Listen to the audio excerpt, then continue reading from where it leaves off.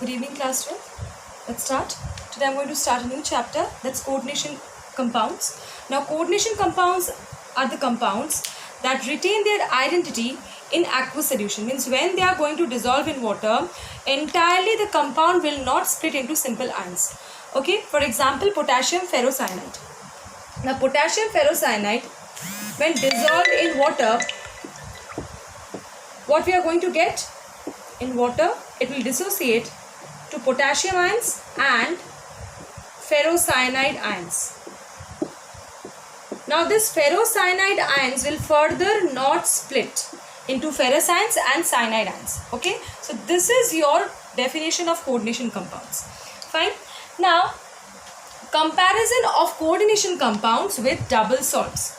So what are they? The first one, double salt lose their identity in aqueous solution, while complex salts, they retain their identity in aqueous solution. Under double salts, metal possess normal valency, while the complex salts, the metal ions, they possess both secondary and primary valency.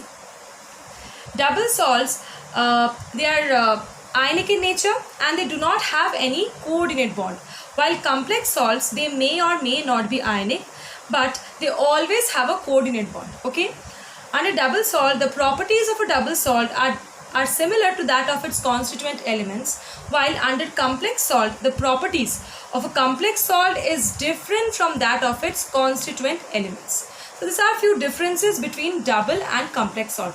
Now we are going to discuss about the common terms related to coordination compounds. First term under that is coordination entity or complex. Coordination entity or complex. Now what is it? It represents charged or neutral species that is formed by combination of central metal atom with the ligands.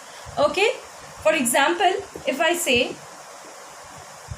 this one, NiNH3 2 positive, where Ni is the metal atom, okay, NH3 is the ligand, and overall charge of this molecule or overall charge of this species is your 2 positive. Okay, next term is your metals and ligands. Now the metal atoms or ions are attached with the charged species or neutral species called ligands via coordinate bonds. Okay, now metal atoms possess vacant orbitals, so they act as electron acceptors and are Lewis acids, while ligands contains lone pair of electrons, so they act as electron donors and they are called Lewis bases. So basically your metal and ligand, this bond formation, that too we know it's coordinate bond formation, and they are basically Lewis acid base adduct, right? Next we are going to discuss about classification of the ligands.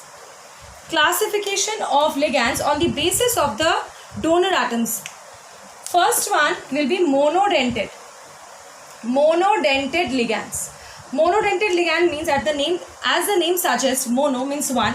So ligands with one donor atom, they are monodentate ligands. For example, we have ammonia, we have H2O, we have all the halides, chloride, bromide, fluorides, iodide. Then we have hydroxide, we have cyanide, we have thiosulfate, we have acetate, oxide, sulfide, etc. Okay, these are the examples of monodentate ligands. Next we have polydentate or multidentate ligands. Now what is the definition of this? The ligands which contains two or more donor atoms that can simultaneously coordinate with the metal atom. Right? Now under multidentate or polydentate ligands, we have bidentate ligands. Now bidentate ligands, as the name suggests, ligands with two donor atoms. What are the examples? We have ethylene diamine. Ethylene diamine. What is the structure of ethylene diamine? CH2NH2. This one. Now in case of ethylene diamine, both the donor atoms is nitrogen. As the donor atoms are same in ethylene diamine, so ethylene diamine acts as symmetrical bidentate ligand. Okay, next we have oxalate. We have oxalate ion as bidentate ligand.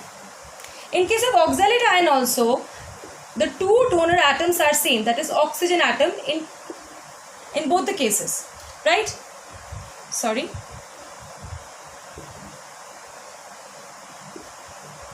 This is the structure of oxalate ion. Now here the two donor atoms are oxygen. So it also acts as bidentate ligand definitely, but it's a symmetrical bidentate ligand, similar to that of ethylene diamine. Okay. Next we have glycinate ion.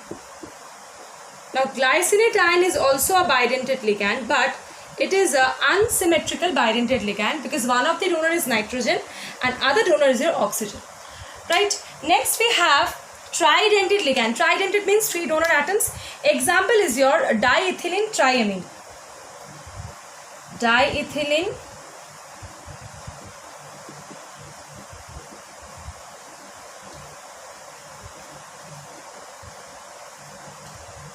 triamine. See here, we have three donor nitrogen atoms. So it basically acts as a tridentate ligand. It is diethylene triamine.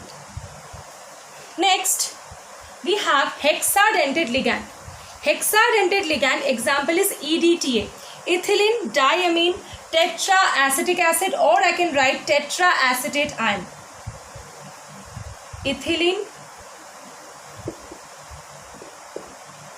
diamine tetraacetic acid or tetraacetate ion.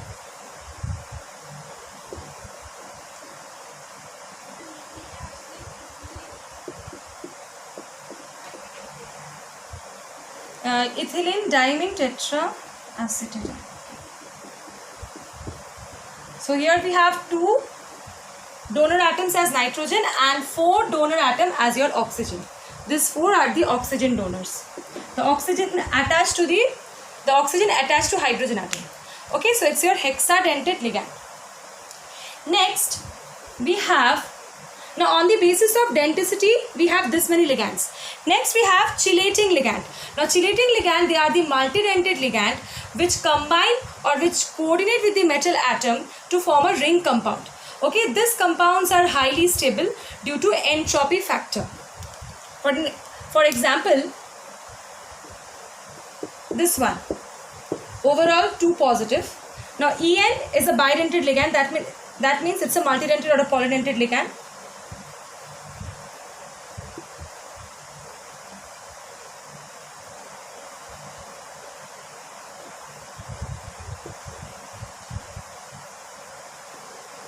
It forms a ring complex. And these compounds are highly stable due to entropy effect. Okay, overall charge is 2 positive. Okay, so ethylene diamine or any other bidentate ligands or tridentate or hexadentate ligands, they are all chelating ligands. Okay, next we come to ambidentate ligands. Ambidentate ligands are the ligands which contains 2 donor atoms. Okay, but at a time only one donor atom can coordinate to the metal.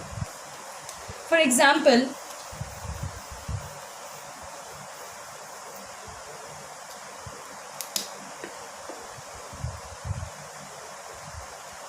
your cyanide, isocyanate, okay, then your thiocyanate, isothiocyanate, then nitro or nitrito. These are all your ambidentate ligands. Okay. Next we have bridging ligands. Now bridging ligands are the ligands that can simultaneously coordinate to more than one metal atom. Examples of bridging ligand is your hydroxide, then chloride,